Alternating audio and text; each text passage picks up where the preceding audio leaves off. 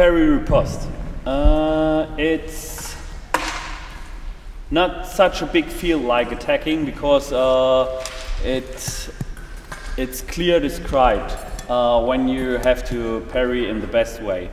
The best thing to practice parrying is foil fencing for nappies. It's the best thing. You don't have to put on foil clothes, the vest and the mask with a target place here.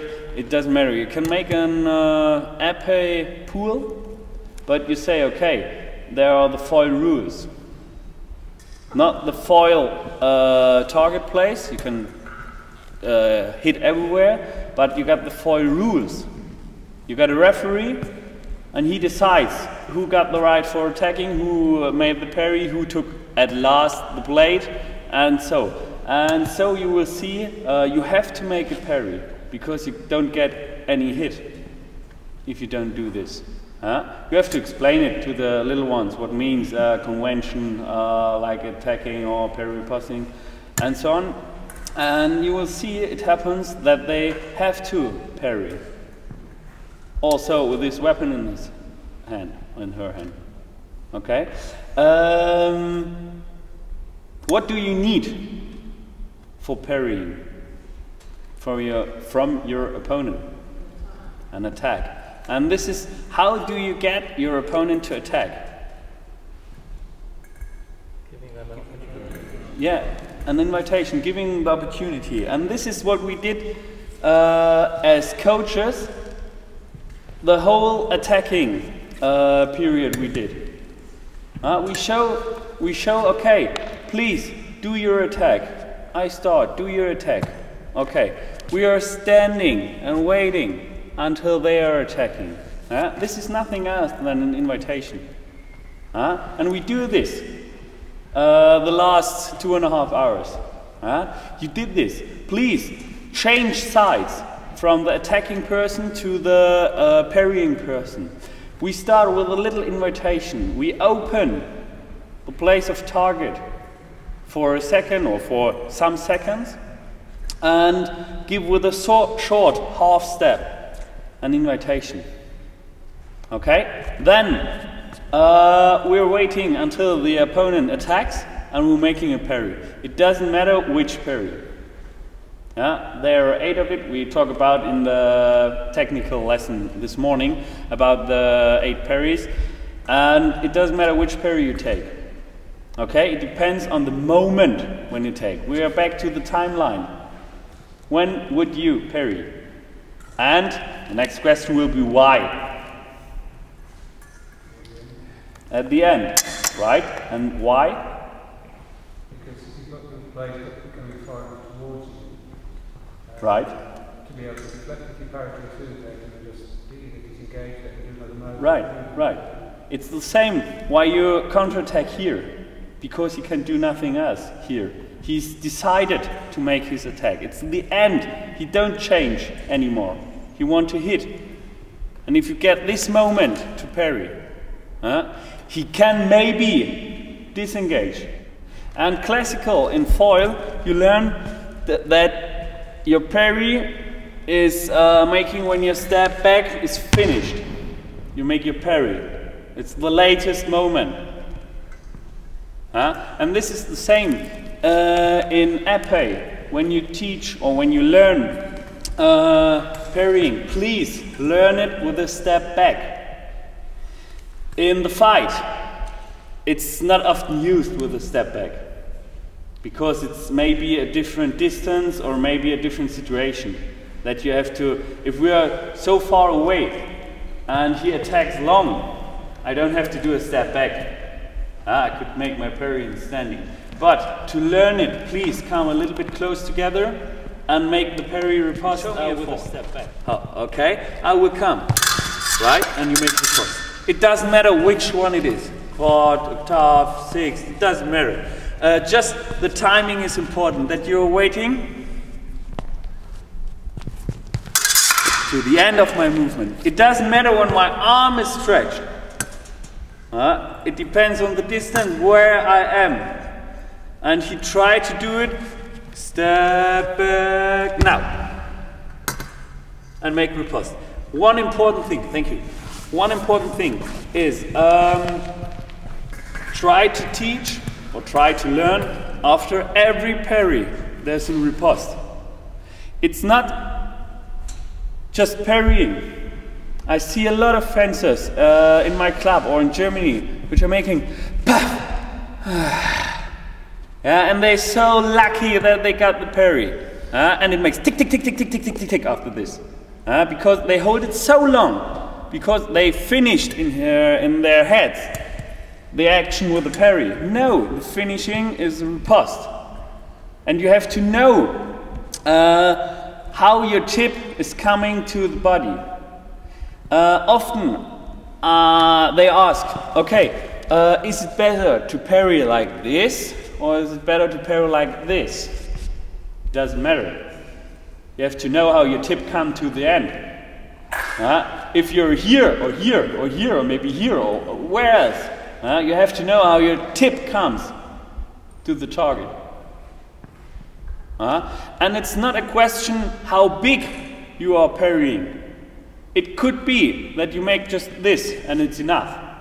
It could be that you have to do this and this will be enough. But how to come here, this is important.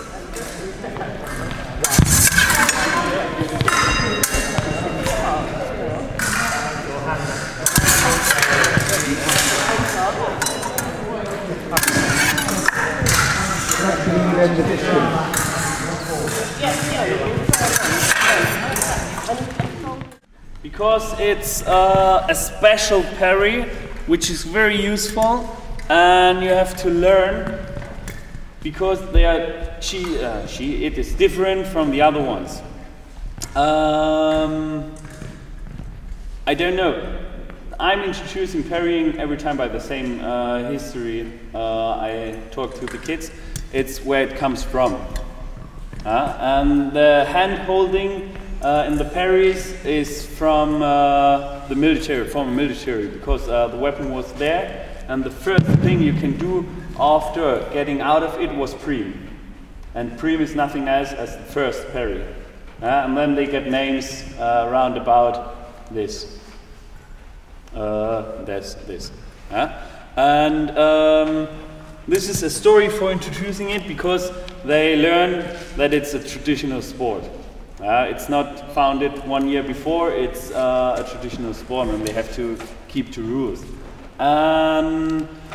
For the prime, it's a parrying in a very close distance. So, when I'm teaching prime, could you please come to me? I start with a circulation of 6 before, because it's the same circle direction for prime and 6. It's the same circle direction, it's the same turning. If you are, sorry, can you stretch just your arm? If you're making a 6th until here, you can change from here and here. It's the same way, but it's the same way of beginning. Until here, there's no difference between prime and 6th. It's just the way up here you change, going on with this circle or going out of this circle and go here. Okay, so we start. You're making 1 step back with the 6th and 1 step forward with the prime. You did it before? Prime? You did it? No. Okay, so we tried it. It doesn't matter. Okay, fancy position, please. I will come to you. You turning to 6th. Other side, turning to 6th, please. Turn to 6th. Okay, 1 step back, please. Yes. Okay. You turning to prime. You know where it is? Yeah. Yeah. Okay. Turn. Yes. Okay. You come in. We're here, and you try to hit me down there. Okay. This will be the way. You turn 1 time 6th. You turn this circle half again, and go to prime, and then you hit. Very important. Please stretch your arm again. Just stretch it. If you're here, try with your tip hitting from down here, not flicking. Just try to hit, fix your hit. If you can do this, if you can fix your hit, you also can do flick. But you cannot fix it when it's just a flick. Try to fix it here, in your fencing position. It's some kind of strange for the hand. So normally, everything you do is with your tip before your hand, and you go straight in any way from your hand. Preen is your tip is on the side of your hand, and you came from back down to the target. This is some kind of strange feeling if you do it the first time. It's very useful, this riposte of preen. You can also do, just stretch your arm. You can also do it after a quad, making prime as a riposte.